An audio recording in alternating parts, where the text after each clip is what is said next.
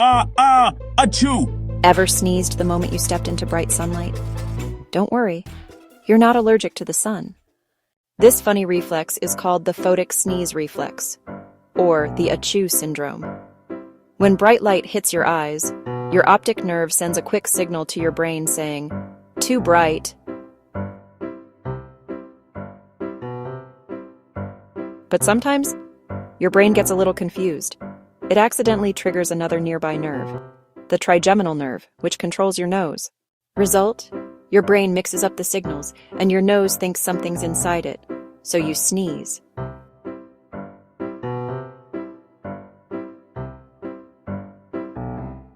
About 1 in 3 people have this super sneezy reaction. And guess what? It's genetic. If your parents sneeze at the sun, you probably will too. Don't worry, it's completely harmless. Doctors say it's just your brain's wires getting crossed. But maybe don't look directly at the sun next time, unless you want to launch another achoo attack. So next time you sneeze in the sunlight, remember, you've got the sun sneezing superpower.